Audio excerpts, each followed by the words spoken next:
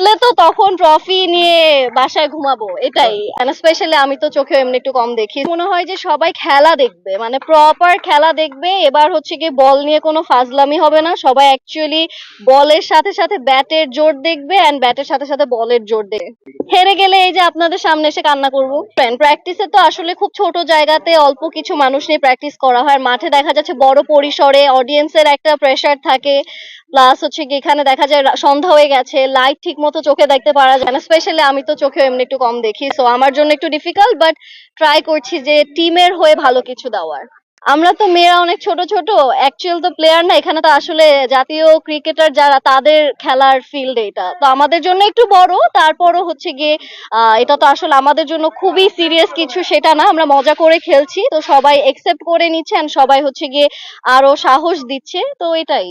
তো আমার কাছে মনে হয় যে অন্যান্য টিমের মেয়েগুলো দেখা যাচ্ছে হাইটটা অনেক লম্বা এক একজন, তো ওদের থেকে আবার দেখা যাচ্ছে আমাদের প্লেয়ারদের আবার স্কিল ভালো আছে, তো আই আই এম হোপিং যে ভালো কিছু হবে।